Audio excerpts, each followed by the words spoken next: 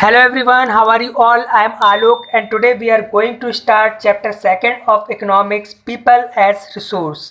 इस चैप्टर में हम बात करेंगे पीपल्स की, मीन्स देश के लोगों की, ह्यूमंस की। तो पीपल एज रिसोर्स चैप्टर में इस चीज़ पे जोर दिया गया है कि हमारे देश की जो पॉपुलेशन है या यहाँ के जो लोग हैं वो हमारी रिस्पॉन्सिबिलिटी नहीं है, बल्कि इकोनॉमी के लिए रिसोर्स भी हैं। मतलब अगर इनको ट्रेंड किया जाए, एजुकेशन दिया जाए, स्किल्ड किया जाए या इनको मेडिकल फैसिलिटी दी जाए तो ये हेल्प कर सकते हैं हमारे देश की इकोनॉमी को डेवलप करने में। आपने ज्योग्राफी में नेचुरल रिसोर्स, बायोटिक रिसोर्स पढ़े ही होंगे।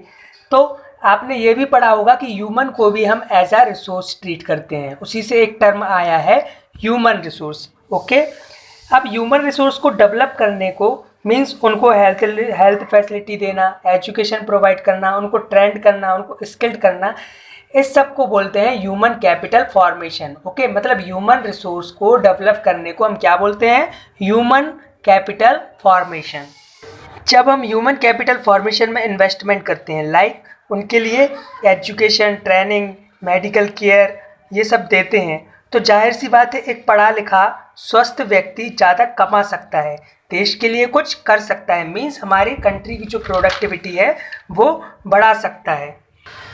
अब आप ये पिक देखिए, इसमें एक डॉक्टर है जो पेशेंट्स को सर्विस दे रहा है, एक टीचर है जो स्टूडेंट्स को एजुकेट कर रहा है, एक इंजीनियर है जो मशीन डेवलप कर रहा है और एक टेलर है जो कपड़े प्रोड्यूस कर रहा है, मीन्स कपड़े बना रहा है।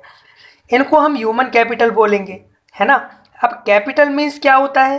बिजनेस में जब हम पैसा लगाते हैं और उसी पैसे से हम प्रॉफिट निकालते हैं, उसे हम कैपिटल बोलते हैं। ऐसे ह्यूमन कैपिटल मीन्स ऐसे पीपल जो कंट्री के लिए एक कैपिटल हैं, जो इकोनॉमी को ग्रो करने में हेल्प कर रहे हैं। अब आपको 2 स्टोरीज दी गई हैं 2 फ्रेंड्स की, शकल एंड विलास। अब हम उनकी स्टोरी देखेंगे कि शकल और विलास की क्या स्टोरी है। तो स्टोरी ऑफ शकल और विलास एक ही विलेज में रहते हैं। शकल की एज 12 ईयर्स है। शकल की माँ घर का काम देखती है और पिता फार्मर है। वो शकल को विलेज स्कूल में पढ़ाते हैं। जब वो 12th पास आउट कर चुका होता है, उसके बाद उसे हायर स्टडी के लिए लोन लेकर आगे पढ़ाते हैं। उसके बाद स्टडी कंप्लीट होती है उसकी, शकल की एक प्राइवेट कंपनी में जॉब लग जाती है। वहाँ वो नए नए सॉफ्टवेयर डेवलप करता है, जिससे कंपनी की सेल बढ़ जाती है और जो बॉस है वो उसको प्रमोशन दे देता है। नाउ स्टोरी ऑफ विलास की एज 11 ईयर्स है। उसके फादर फिशरमैन थे, मछली पालन करते थे, जिनकी डेथ हो चुकी है। विलास की मदर जो है मछलियाँ बेच के पैसा कमाती है, वो सिर्फ 150 रुपये दिन ही कमा पाती है। विलास को आर्थराइटिस हो जाता है, मीन्स अस्थमा। उसकी माँ उसके लिए डॉक्टर अफोर्ड तक नहीं कर पाती, इसी वजह से वो स्कूल नहीं जा पाता। कुछ टाइम बाद उसकी माँ भी बीमार पड़ जाती है और सारा काम विलास को ही देखना पड़ता है और उसी विलेज में वो मछली बेच के गुजारा करता है।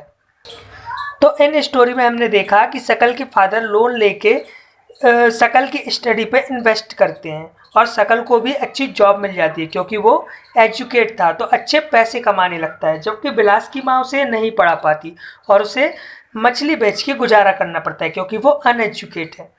तो इससे ये समझ आता है कि अगर हम ह्यूमन कैपिटल में इन्वेस्टमेंट करते हैं तो हमारी इकोनॉमी को भी ग्रोथ मिलती है। विलास की माँ के पास पैसे नहीं थे, लेकिन गवर्नमेंट से उसे मेडिकल फैसिलिटी मिलती, फ्री एजुकेशन मिलता, तो वो भी आगे बढ़ सकता था। आप देखते होंगे कि जो हमारे यहाँ हॉस्पिटल्स खुली हैं, स्कूल वगैरह खुली हैं, है ना, या स्कॉलरशिप प्रोवाइड करती है, तो गवर्नमेंट का यहाँ पर मेन एम होता है कि जो हमारे पीपल हैं उन पर इन्वेस्ट किया जाए, ह्यूमन कैपिटल पर इन्वेस्ट किया जाए ताकि वो एजुकेट हों, स्किल्ड हों। जापान एक ऐसी कंट्री है जो डेवलप्ड कंट्री है। जापान के पास इंडिया जितने बहुत सारे नेचुरल रिसोर्सेज नहीं हैं, लेकिन वो अपने ह्यूमन रिसोर्स पे इन्वेस्टमेंट करती है। इसी वजह से वहाँ के लोग टेक्नोलॉजी में आगे हैं और अपनी कंट्री के लिए इतना कुछ कर रहे हैं कि वो एक डेवलप्ड कंट्री में आती है, एक अच्छी विकसित देशों में आता है Japan. Now economic activities by man and women. अब मैन एंड वुमेन के द्वारा जो भी एक्टिविटीज़ की जाती हैं, लाइक कोई एग्रीकल्चर में इन्वॉल्व है, मीन्स खेती कर रहा है, कोई शॉप ओपन किए हुए है, कोई मछली बेच रहा है, कोई बैंक में जॉब कर रहा है, कोई एज अ टीचर जॉब कर रहा है, कोई डॉक्टर है। तो ये सारी भी एक्टिविटीज़ हैं जो भी हम प्रॉफिट के लिए कर रहे हैं। ओके, तो इन एक्टिविटीज़ को जनरली 3 मेन सेक्टर में डिवाइड किया गया है, और ये सेक्टर हैं primary sector, secondary sector and tertiary sector. तो चलिए अब देखते हैं प्राइमरी सेक्टर में क्या आता है। तो प्राइमरी सेक्टर में agriculture, forestry, animal husbandry, fishing, poultry, mining and enquiring जैसी चीज़ें आती हैं। इन सारी चीज़ों को हम प्राइमरी सेक्टर में रखते हैं। उसके बाद है सेकेंडरी सेक्टर। तो सेकेंडरी सेक्टर में मैन्युफैक्चरिंग आती है, मीन्स प्रोडक्शन ऑफ गुड्स। उसके बाद है टर्शियरी सेक्टर। टर्शियरी सेक्टर में trade, transport, communication, banking, education, means जितनी भी सारी सर्विसेज हैं उन सबको हम टर्शियरी सेक्टर में डालते हैं। तो ये एक्टिविटीज़ देखी, इन्हीं की वजह से गुड्स एंड सर्विसेज का प्रोडक्शन होता है जो हमारी नेशनल इनकम में कुछ वैल्यू ऐड करती है, मीन्स उसको बढ़ाती है। इसलिए इन्हें इकोनॉमिक एक्टिविटीज़ भी बोला जाता है। इकोनॉमिक एक्टिविटीज़ को 2 पार्ट्स में डिवाइड किया गया है, मार्केट एक्टिविटीज़ और नॉन मार्केट एक्टिविटीज़। अब मार्केट एक्टिविटीज़ में जो गुड्स एंड सर्विसेज हम सेल कर रहे हैं उसके बदले में हमें रेम्यूनरेशन मिलता है, जैसे सैलरी मिल रही है या फीस मिल रहा है या प्रॉफिट मिल रहा है। ओके, जैसे आपने एक बोरा गेहूँ बेचा तो आपको 2000 रुपये मिले, एक डॉक्टर ने पेशेंट को देखा तो उसे 200 रुपये मिले, कोई बैंक में जॉब कर रहा है तो उसे 15,000 रुपये महीने मिलते हैं। ओके, तो मतलब हम ऐसी एक्टिविटी कर रहे हैं जिससे हमें कुछ ना कुछ प्रॉफिट मिले। उसके बाद आती है non market activities. Non market activities वो होती हैं जिसमें हम कोई एक्टिविटी खुद के कंजप्शन के लिए करें, जैसे हमने 2 बोरे अनाज उगाया और उसे सेल्फ मतलब खुद के यूज़ में ले लिया। Now quality of population. अब हमारी कंट्री की जो पॉपुलेशन है उसमें क्या क्वालिटीज़ हैं ये हम 2 चीज़ों से पता लगाते हैं। First is literacy rate, means education. Second है हेल्थ।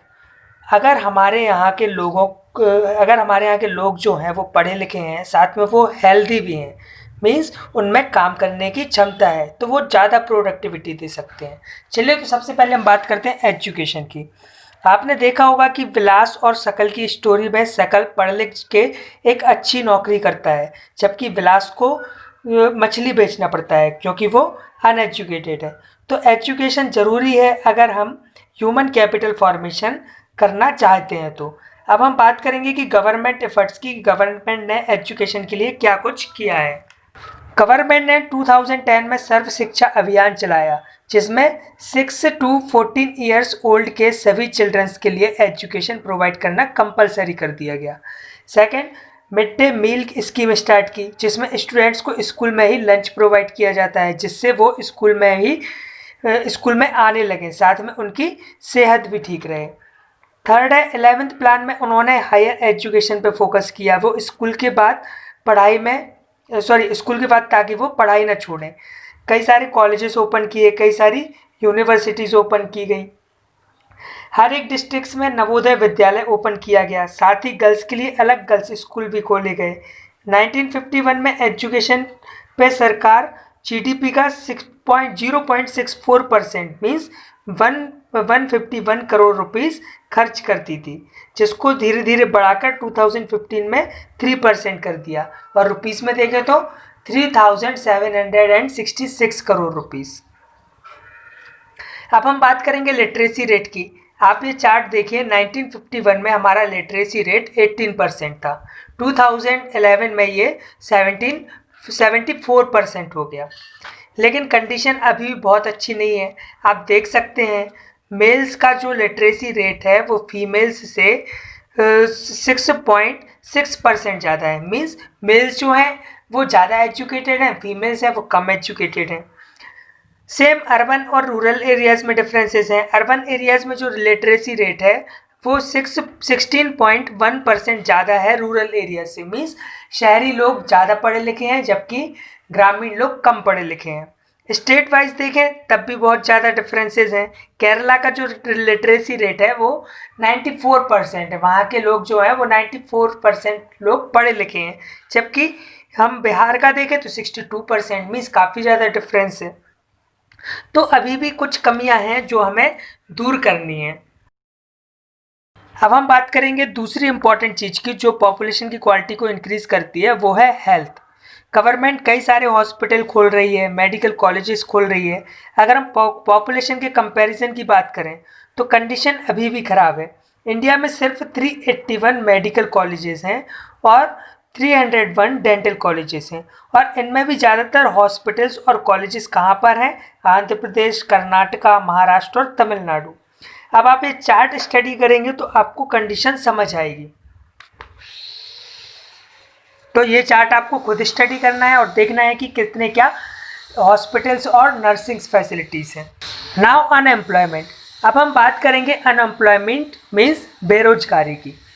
अब अनएम्प्लॉयमेंट का मीनिंग क्या होता है? अगर कोई पर्सन काम करना चाहता है लेकिन उसे काम नहीं मिल रहा है तो हम उसे अनएम्प्लॉयड पर्सन बोलेंगे।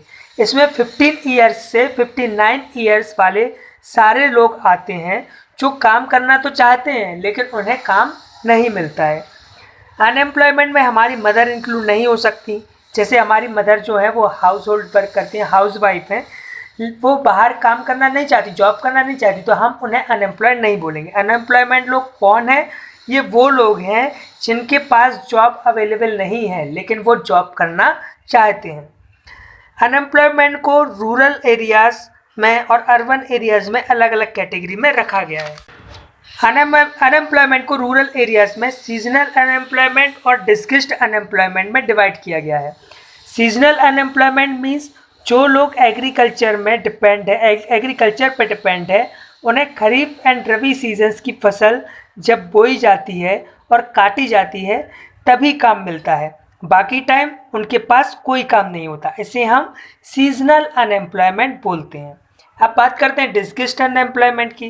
तो रूरल एरियाज़ में एग्जांपल के लिए मान लीजिए कि किसी फार्म में, किसी खेत में 4 लोगों की ज़रूरत है लेकिन उसी खेत में 8 लोग काम कर रहे हैं, तो जो एक्स्ट्रा 4 लोग काम कर रहे हैं, 4 की जगह 8 काम कर रहे हैं, तो जो एक्स्ट्रा 4 लोग काम कर रहे हैं वो डिस्क्रिस्ड अनएम्प्लॉयड कहलाएंगे। ओके, समझ आ गया डिस्क्रिस्ड अनएम्प्लॉयमेंट क्या है। अब हम बात करते हैं अर्बन एरियाज़ की। तो अर्बन एरियाज़ में एजुकेटेड अनएम्प्लॉयमेंट एक कॉमन चीज़ हो गई है। मीन्स जो लोग मास्टर डिग्री किए हुए हैं, हायर एजुकेशन लिए हुए हैं, कई सारे कोर्सेज किए हुए हैं लेकिन उनके पास फिर भी कोई जॉब नहीं है, उसे क्या बोलेंगे हम? Educated unemployment. अब हम देखेंगे इफेक्ट्स ऑफ अनएम्प्लॉयमेंट। अनएम्प्लॉयमेंट की वजह से क्या क्या प्रभाव पड़ते हैं किसी भी देश में। तो अनएम्प्लॉयमेंट की वजह से मैन पावर रिसोर्सेज जो हैं वो वेस्ट हो रहे हैं। मीन्स जो लोग कंट्री के लिए असेट्स हैं वो लाइबिलिटीज़ बनते जा रहे हैं। जो लोग कंट्री के लिए कुछ कर सकते हैं वो हमारे ऊपर ही हमारी एक रिस्पॉन्सिबिलिटी बन गए हैं। यूथ जो है वो होपलेस हो जाते हैं, उनके अंदर डिप्रेशन आ जाता है। जैसे आप देखते होंगे सुसाइड के केसेस अभी बढ़ रहे हैं, है ना। जॉब ना लगने के कारण सुसाइड कर लेते हैं लोग। तीसरी चीज़ है अनएम्प्लॉयमेंट। जो अनएम्प्लॉयड लोग हैं वो एम्प्लॉयड लोगों पे बोझ बन जाते हैं, जिससे इकोनॉमी की जो ग्रोथ है वो स्लो हो जाती है। क्राइम्स बढ़ने लगते हैं, लोग गलत तरीक़ों का इस्तेमाल करने लगते हैं पैसे कमाने के लिए। तो ये था आपका chapter people as resource. I hope concept अच्छे से क्लियर हो गया होगा आप लोगों का। आप एक बार खुद से रीड करिएगा चैप्टर, कोई प्रॉब्लम नहीं होगी समझने में आपको। Thank you so much for watching the video.